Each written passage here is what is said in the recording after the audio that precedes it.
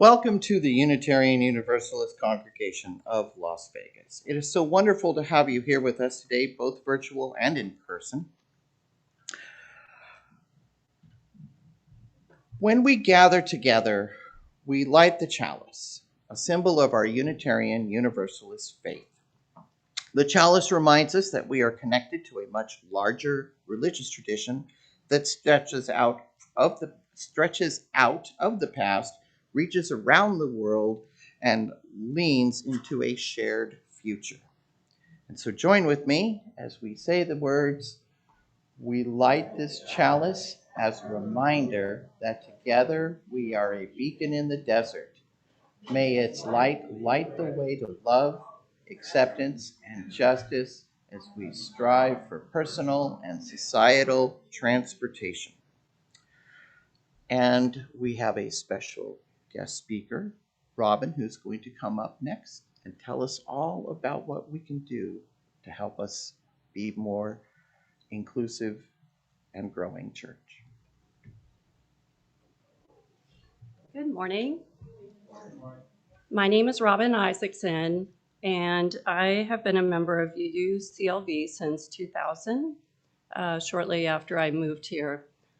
I sort of can't believe I'm in my 50s now, and all this time has passed as I prepared this today. But I moved here in 2000 when I was 31, moved here from Minnesota, fresh off a divorce and with a sparkling degree in social work. So one of my favorite stories about pledging came from the first Unitarian Universalist Church of South Bend, close to Notre Dame.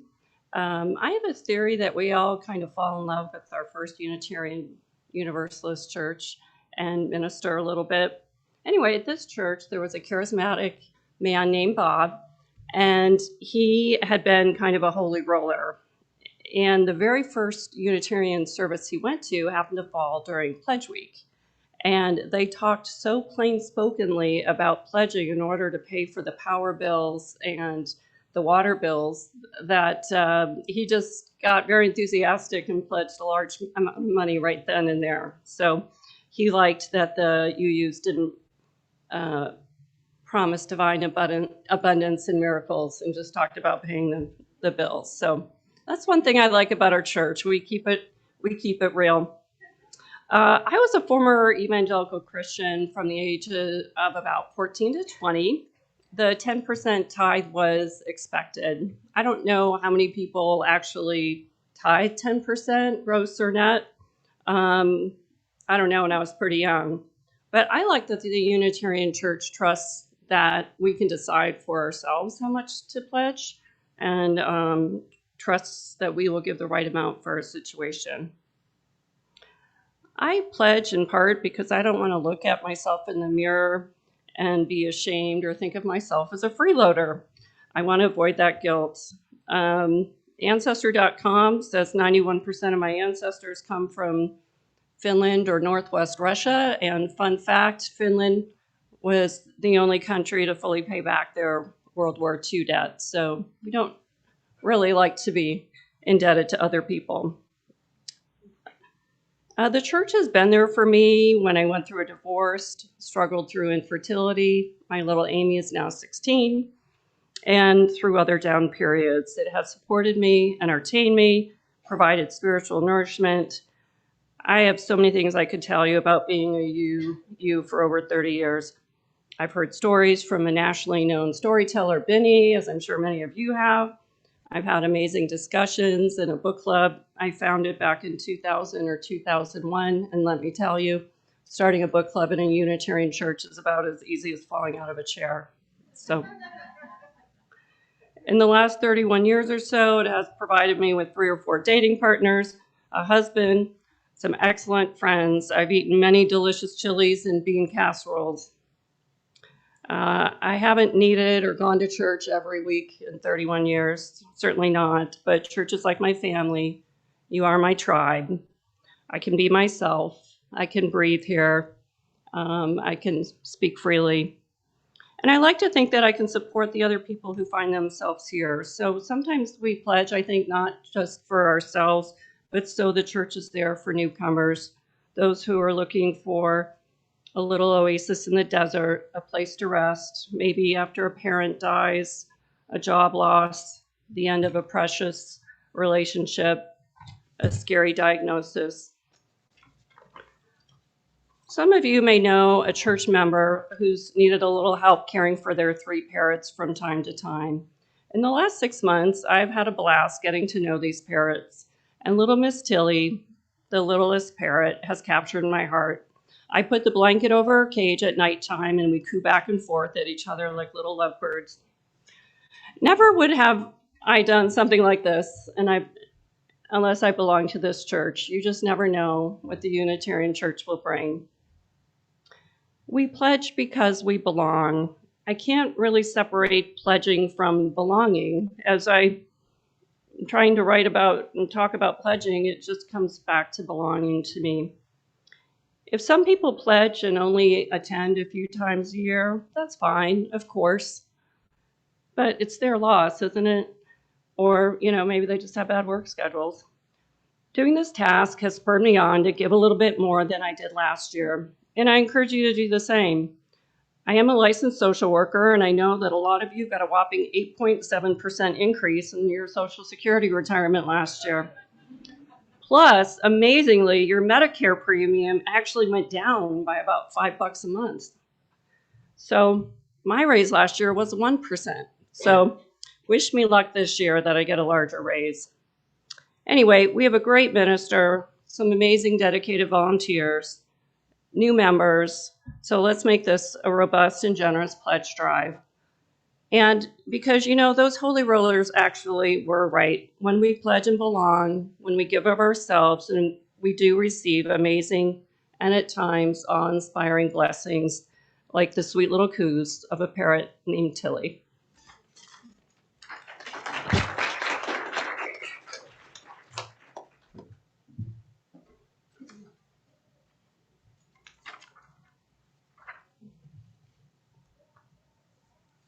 Hang on a second. Gotta shuffle these around.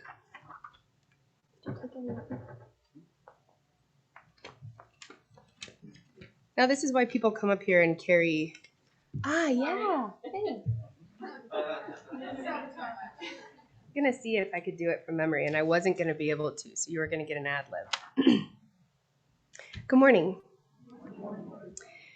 Our opening words today are from Reverend Viola Abbitt, who is the minister of the Coastal Virginia Unitarian Universalists, and this is called Toward a Place of Wholeness. We are Unitarian Universalists. When we lift up our 7 principles, some of us think of them as a form of theology, but they are more important to our collective than that. They do not tell us what we should believe, they tell us how we should be. They tell us how we should act in the larger world and with each other. We are brought here today by the fact that Unitarian Universalism in many ways has fallen short of the image that was presented to the world and to many of those who embrace this religion. But we are also brought here today by the truth that Unitarian Universalism has shifted course, many times actually, toward a place of wholeness, a place that perhaps never existed for us as a denomination before that shift. It has been a long and sometimes unforgiving road to where we are today. But we are here today because we are mindful of that past and because we are full of hope for the future. We want the practice of this faith to be a fulfilling manifestation of our promise. Open your hearts, seek new ways of understanding. Come, let us worship together.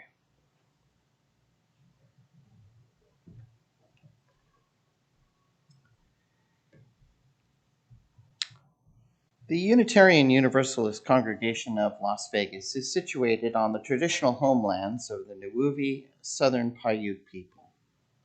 We are grateful for the land itself and for those who have stewarded it for generations, and for the opportunity to worship, learn, work, grow, and be in community with this land and her peoples. We encourage everyone present here to engage in continued learning about the indigenous people who work and live on this land since time immemorial, including the Las Vegas Paiute Tribe and the Moapa Band of Paiutes, and about the historical and present realities of colonialism. It is important to recognize and appreciate the use of Southern Paiute land as part of our mission to be a welcoming and inclusive place of worship, spiritual enrichment, and exploration within our community. Here are some suggested learnings. Did you know that saguro kati have edible fruit? They are called the truffle of the desert, by Tohano Ode, and I'm not going to say this right, I apologize. Tohada Hodum, thank you, and have been harvested every summer for hundreds of years. Also, Nevada has at least 2 American leaders consider learning about the history of one of them, Sarah Winnemucca, a Paiute from northern Nevada. We'll be reading chapters from her autobiography and having monthly discussions from March until June. And now please rise and body out your spirit. We're going to actually have our opening hymn. Sing if you wish.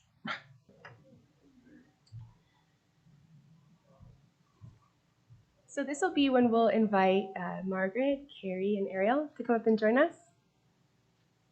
We're going to ground ourselves in our 7 principles. 8 principles, sorry.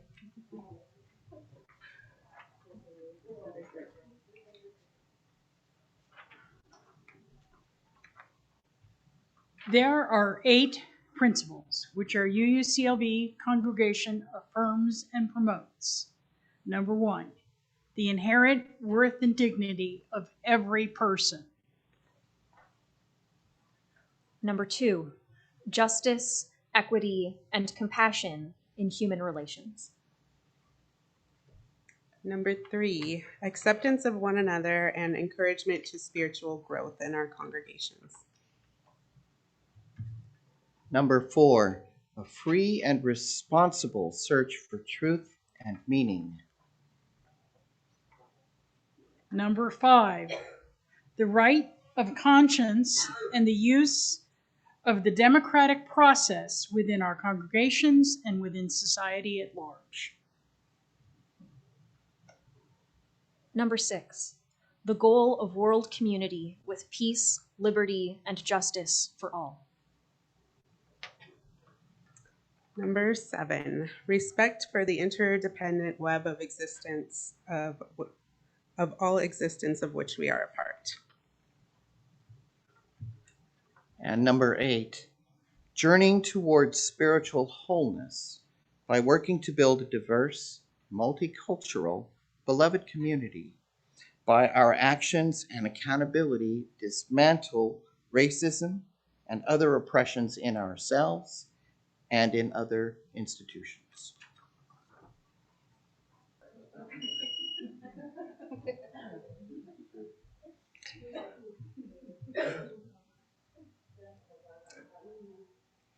We will now ground ourselves in the present and honor those with whom we share this time.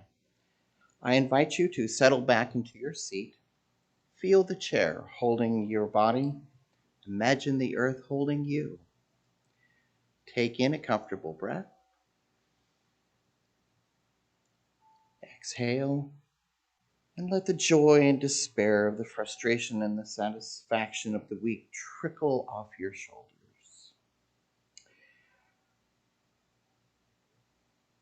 Let it collect in your hands.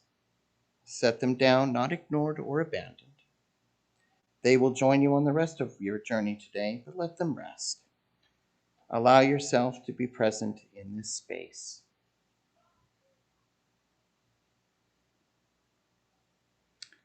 Please find a way to acknowledge those with whom we share this time together. You might smile or wave or just place your hand over your heart.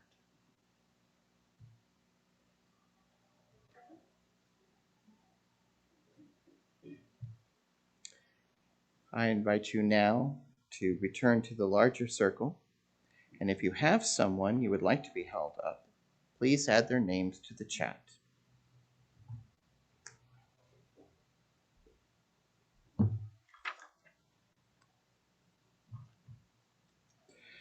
Today, we hold Betsy Kinkella and the Kinkella family, Dee, Marianne, Al, and Joni, and Grego Early. Irma, do we have anyone in the chat? We have Kate Hamlin and Michael Mandel. We hold all those displaced or alone, and all the names spoken here, and all those who held in silence of our hearts in love and compassion.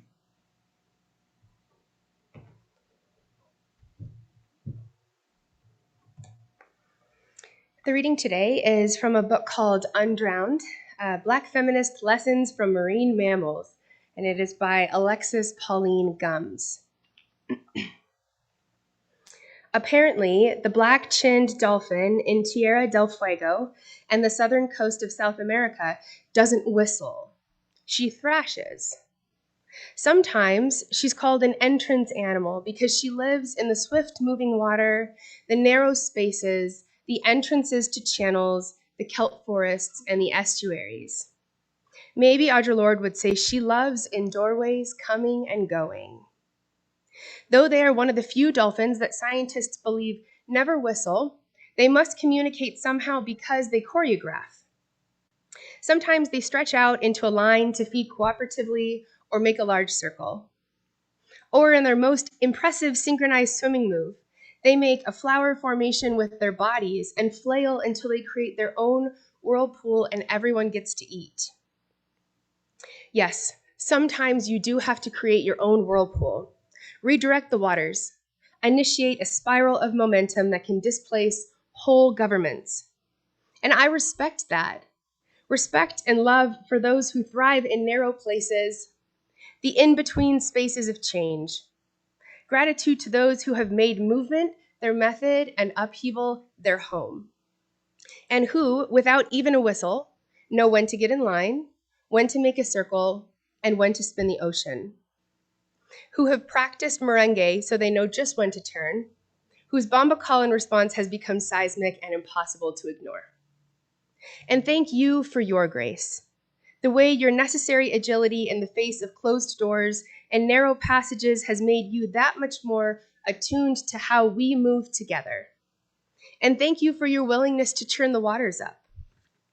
Alone, you are probably an acrobat, the bravest of survivors. Together, though, we show the ocean the edge of itself, show the tide the turn within us. Thrash a language out of action. Get fluent, loved ones. Watch our bodies. We speak change.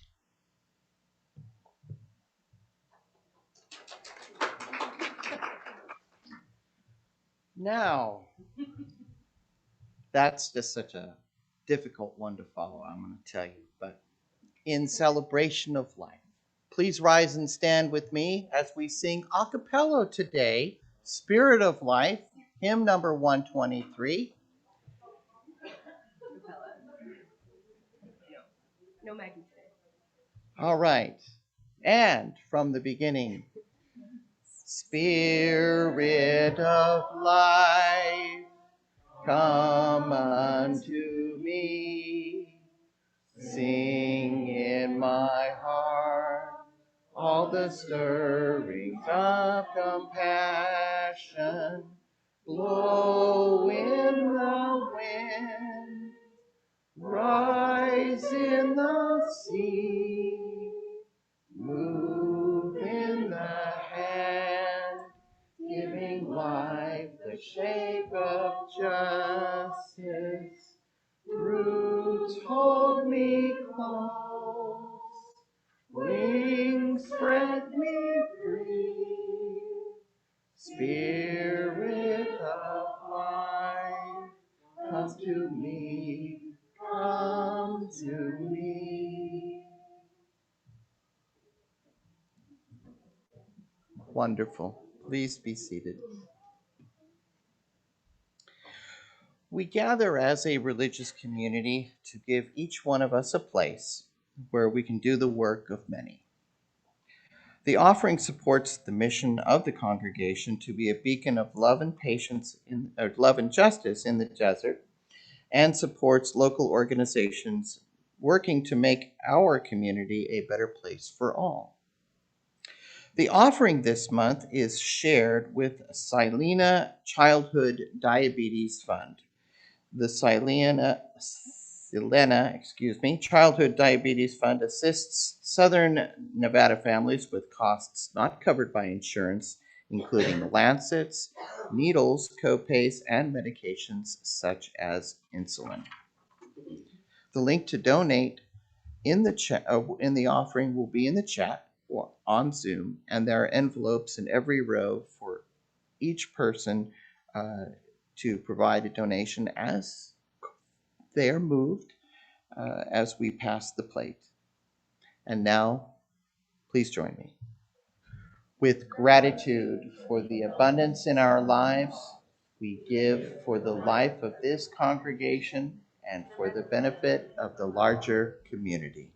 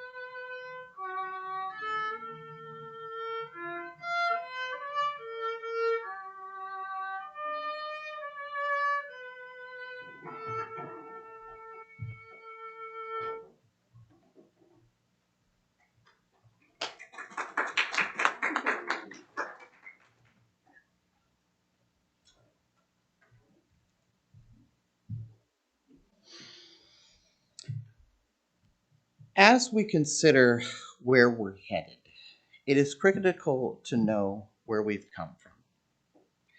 Let us take a look at the 6 original principles of the Unitarian Universalist Association, as approved by the Unitarian and Universalist denominations consolidated in 1961.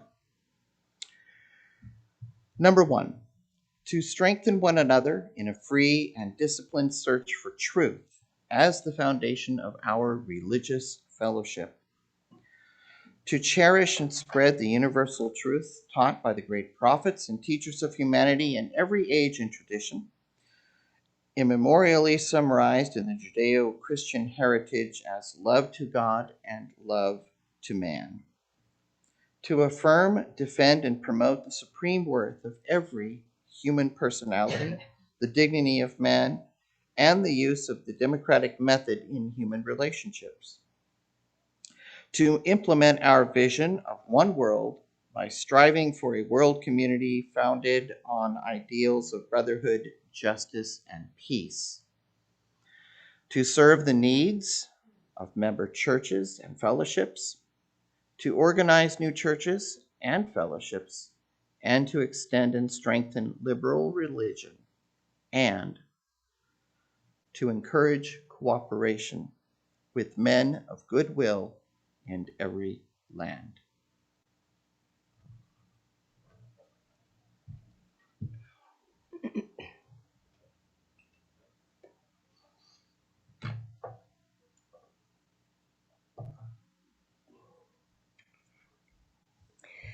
As most of you know by now, I'm a student at Star King School for the Ministry.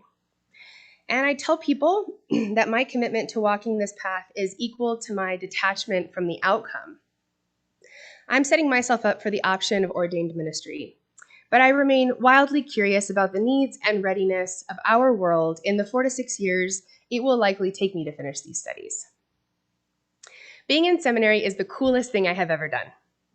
Every course, every semester, every professor, every assignment, Every interaction with a colleague changes me. It feels like I am cleaning, with attention and care, the spectacles that I use to view the world and the mirrors that I use to view myself.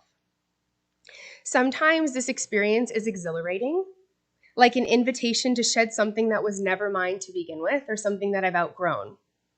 And sometimes it is grueling, confusing, and lonely. Last semester, I enrolled in a UU history course in an attempt to feel a bit more well-resourced in my internal and external conversations about Unitarian Universalism. The course walked backwards in time, starting with contemporary issues and ending with the Radical Reformation and the early church.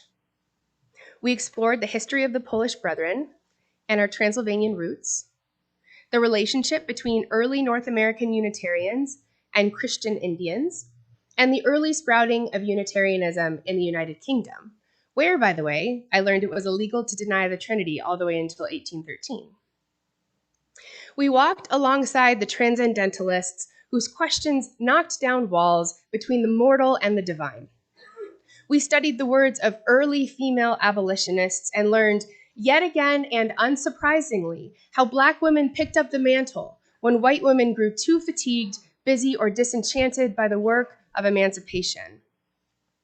We followed the emergence of humanism at the end of the 19th century, a very busy time on the world stage. We time traveled to 1961 and joined the conversations that led to our eventual merger. Before then, Unitarians and Universalists were two sort of distinctly different faith communities. We dove into race and civil rights. We learned that Martin Luther King Jr. delivered the Ware Lecture at the 1966 UU General Assembly, which was new to me and wonderful to learn. And we finally touched on what it means to be a liberal religious community today. I am still fully integrating everything that I learned in this course, and I look forward to occasionally using the pulpit to share more of what I'm learning with you. As I studied, I was confronted by the realization that there is so much I don't know about the significant touchstones of our community's history and the history that's being made right now. We, in this congregation and in our larger community, are changing and creating a ripple in our hearts, conversations, and shared identities is the current evolution of Article 2 of our bylaws. Article 2 contains the list of our 7 principles, our 6 sources, the purposes of our association, and our statements of inclusion and freedom of belief. It truly articulates the covenant at the heart of the Association of Unitarian Universalist congregations. Over the past years, the 6 people who make up the Article 2 Commission recommended changes. Some of these changes are significant departures, and some simply feel like a new way of expressing who we are as a faith community. For the big shifts, I think it's time that we lay everything out on the table and practice being a little uncomfortable altogether. The most significant change that they suggest is a replacement of our principles and our sources with values focused around a central concept of love. It reads, and I quote here, "We draw from our heritages of freedom, reason, hope, and courage, building on the foundation of love. Love is the power that holds us together and is at the center of our shared values. We are accountable to one another for doing the work of living our shared values through the spiritual discipline of love." Everybody should have received in your order of service the little half sheet of paper. So I want you to pull that out in case you're a visual learner. And what you have on this side with all of the text are our current 8 principles and our current sources. And on the back is the proposed revision. So as I'm talking and saying these words and I'm talking about the central concept of love, this is what I mean. These are the concepts and values that center around love in the middle here. So if that's helpful, you've got it right in front of you. Our new UU values and covenant centered on love would include, as you see on here, justice, interdependence, equity, generosity, pluralism, and transformation. As to not mince words here, because I want to be very clear about something, the suggestion on the table is a wholesale replacement of our current principles and sources with what we see on the back. And I wonder, for the Unitarian Universalists in the audience here, does this strike a chord of grief with you? Do you sense or fear an impending loss? It is one of the great ironies of human existence that we almost universally regard change as something to fear when we know change is proof of life. And we have so many strategies at our fingertips to resist the urge to tighten, contract, and self-protect when we get the sense that change is afoot. Here I call on Octavia Butler's prophetic words. All that you touch, you change. All that you change changes you. The only lasting truth is change. God is change. And in case you feel like this change is the first of its kind, let me pause to once again remind us that we are a transformational people at our core. In fact, transformation is one of the named and defined values in the new suggested framework. The language in the new report offers our updated purpose as, and I quote here again, to actively engage members in the transformation of the world through liberating love. In 1961, when we experienced the previously mentioned merger, and if you couldn't tell, that allegory, the little thing, right, that was us following the Unitarian Universalists, making friends, joining flags, building bridges, having meetings, making committees, having more meetings. Unitarian Universalism as we know it today was born. Our community was anchored by an original statement of purposes, which we just walked through.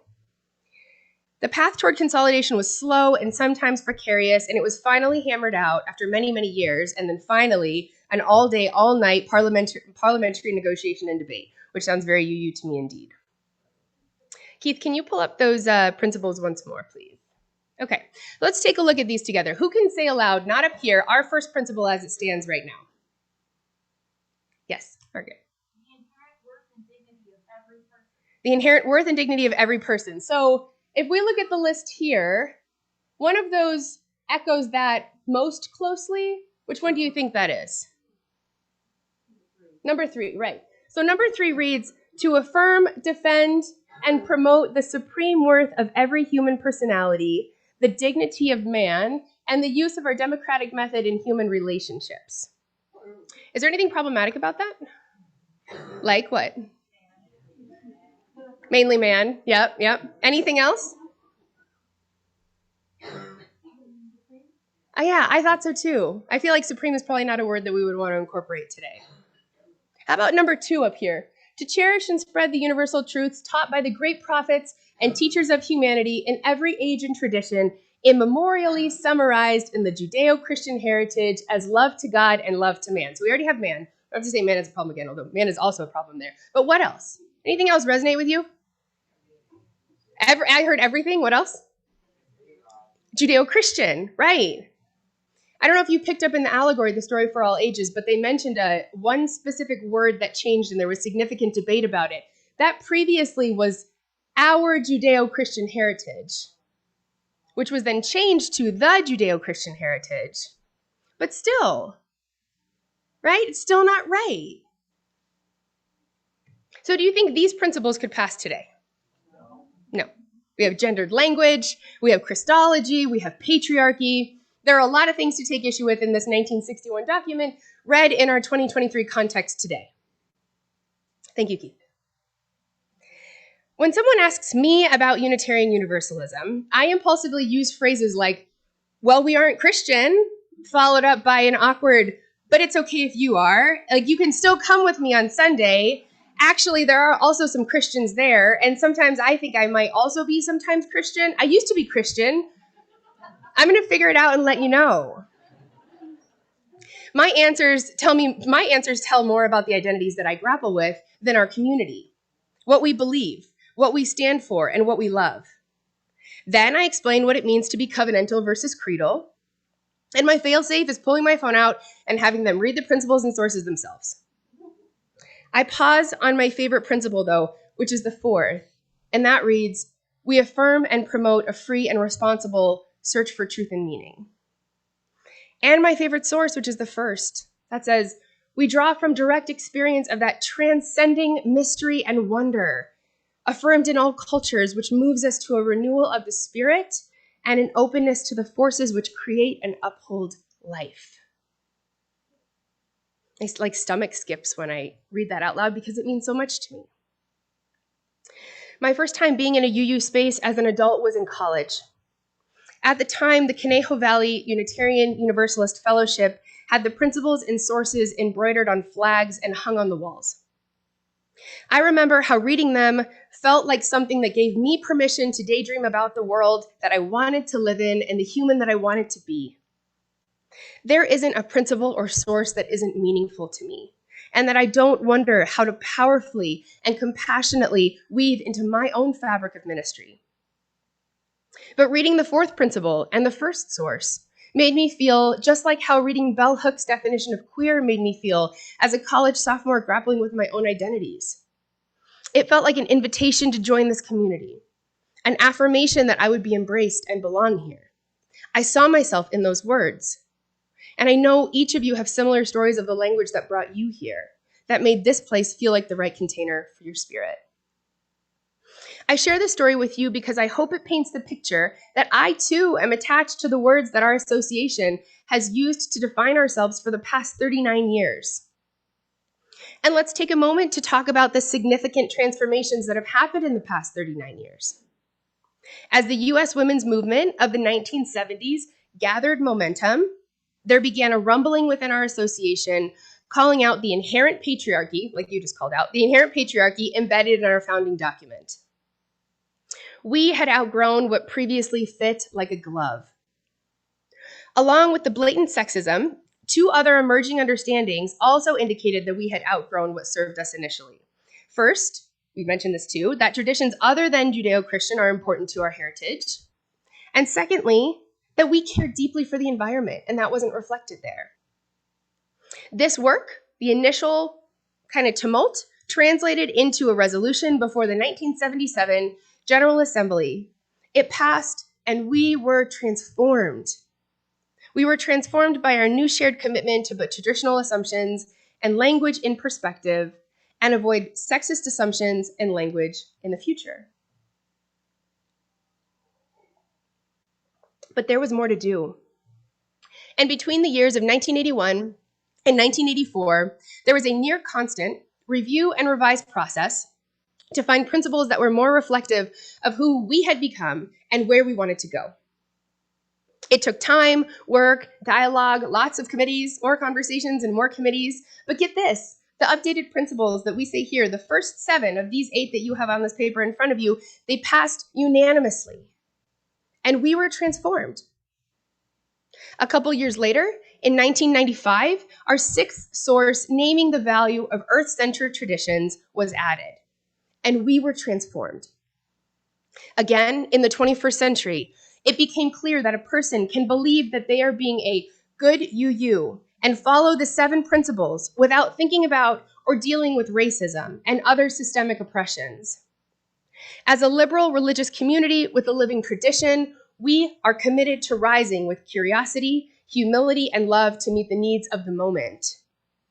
The needs of that moment and this moment include accountably dismantling the racist and oppressive structures that exist in every aspect of our society, including here today. When we became aware of the need to explicitly name our commitment to this, we studied, discussed, and eventually as a community here adopted the 8th principle, and we were transformed. Our community is on a journey from one place to another. Our navigating of these journeys, alone or in community, is a testament to our own strength and our own fragility. Even before I became a confused seminarian, I experienced sustained and frequent identity crises, and as such, I have to say I sense a kindred spirit with our organization as we navigate shedding what no longer fits. In the first conversation with my academic advisor, I sketched for her my rough idea. It wasn't a rough idea, it was very clear, bullet points, full, complete sentences, a rough idea of how my path as a seminarian could unfold. She affirmed my musings, but cautioned me to not hold too tight. She told me, Nina, your vision will fall apart many times as you walk this path, and you must let it. They say that this is a sign that I'm on the right track, and maybe we are too. Have you seen the skin left behind when a snake sheds? It's beautiful. When we hold up the tiny clothes that kept our babies warm and snuggled, we hold them to our chest, express gratitude for the time with them, and then we dress our children in clothes that fit them. We don't regard the empty shells scattered on a beach an embarrassment. We collect them with care and place them on our altars. Words are ferociously powerful because they act as carrier pigeons for our spirit, allowing us to foment deeper understandings of each other. But they're only words. In 1961, two groups of passionate, brave, forward-minded people came together over a river, as we saw, to create a foundation of principles based on their commonalities. When you have two groups that have a lot of differences, your set of commonalities is going to be what? Small, maybe. Also, your lowest common denominator, right? They found principles that were spacious enough to hold both Unitarianism and Universalism. And 2 decades later, we found a set of principles and sources that acted as a better container to who we had become. But that's just what they are. Our 8 principles today are a container of what we believe, not the belief itself. Our covenant hangs on the wall right there. Sometimes it's projected on the screen. That acts as the container for our covenant. That is not the covenant itself. The principles contain the belief of Unitarian Universalism. They are a guiding light in conversations, and they help us sometimes describe the apparently indescribable. And as a transformational people, it is a healthy practice for us to revisit that container to discern if it still fits right. It is good for us to ask if this is still how we choose to describe what the center of our faith is, what it is that we all hold in common. Truthfully, when I'm trying to explain Unitarian Universalism to people who have questions or lack context, what I really want to say is just come. And to those of you who are here for the first time because I'm at the pulpit today, thank you for just coming today. Just come along, see our community, hear our stories, sing our hymns, join our conversations, hear our joys and sorrows. Come have your animal companions blessed, join water communion or our flower ceremony, join a chalice circle, a lunch bunch, a crafting group, a book study, or a storytelling hour. Work and love alongside other people getting out the vote, battling social inequality, unlearning white supremacy, advocating for disability justice, and building their own theology. Meet other humanists, pagans, atheists, agnostics, Christians, Jews, Buddhists, those recovering from their faiths of origin, and those who identify as spiritual but not religious. Sign yourself and your family up for OWL, which is our lifespan sexuality education curriculum, and then sign up to be an OWL leader because I hear we always need those. Because that's where we are. That's where, if we do it right, our principles and sources, our covenant and our values truly come to life. I previously mentioned when Martin Luther King delivered his 1966 lecture to the Unitarian Universalist General Assembly in 1966. That was called Don't Sleep Through the Revolution. And in that, he uplifted the idea of divine discontent. Within the context of that day's race relations, he implored the audience to remain maladjusted to a society with interlocking systems of violent oppression. I believe we also stand to benefit from a refusal to adjust to that which no longer suits us. We must stay ever hungry for the container that fits who we are and gives us room to grow into the community that our larger society needs. Thank you.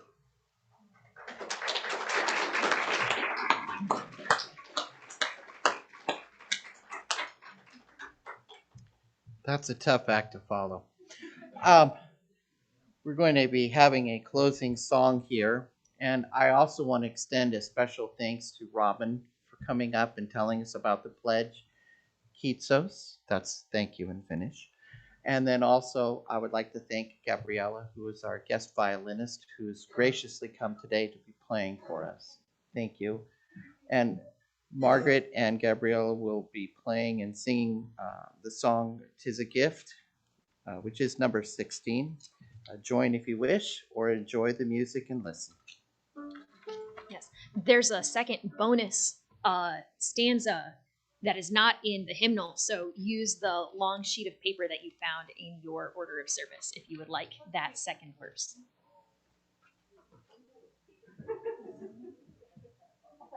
intro, and then you guys join in the microphone.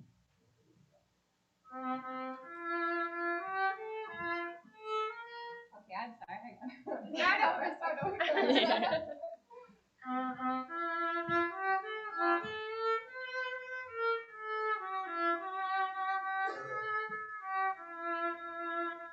Tis the gift to be simple, tis the gift to be free, tis the gift to come down where we ought to be. And when we find ourselves in the place just right, 'twill be in the valley of love and delight. When true simplicity is gained, to bow and to bend we will not be ashamed. To turn will be our delight, till by turning we come round right. 'Tis the gift to be loved and that love to return. 'Tis the gift to be taught and a richer gift to learn. And when we expect of others what we try to live each day, then we'll all live together and we'll all learn to say, when true simplicity is gained, to bow and to bend we will not be ashamed. To turn will be our delight, till by turning we come round right.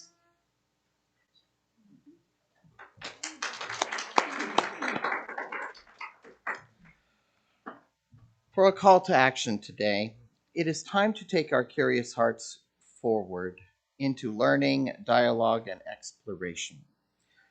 Live your values, continue the search for truth by educating yourself on the issues to become a prophetic voice with the hope and love to transform this congregation and our community into what you want it to be. There are lots of ways to stay engaged with the work of the Article 2 Commission. Dive into the Commission report. A couple of printed copies are available for your perusal in the social hall. Please also plan to attend the March 5th service, where you will hear a number of UUCLV voices continue the conversation, or this conversation, from the pulpit.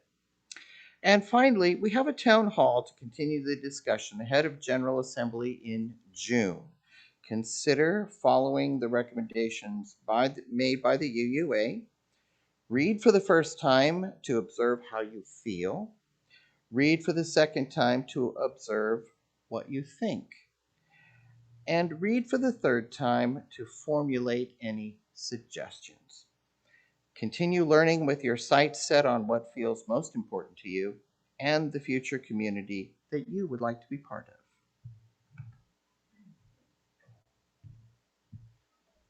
Before the benediction, I realized that I forgot to write into the order of service. Thank you to Donna and the Sanctuary of Solace for providing the beautiful flowers today. And I'd like to express one more bit of gratitude for my sister for playing violin. Not only did she agree to do this sort of last minute, but she just worked all night at the airport fixing airplanes and napped for 45 minutes and came here and played for us. So thank you.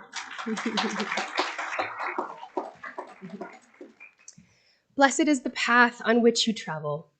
Blessed is the body that carries you upon it. Blessed is your heart that has heard the call.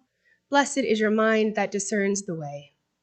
Blessed is the gift that you will receive by going. And truly blessed is the gift that you will become on the journey. May you go forth in peace.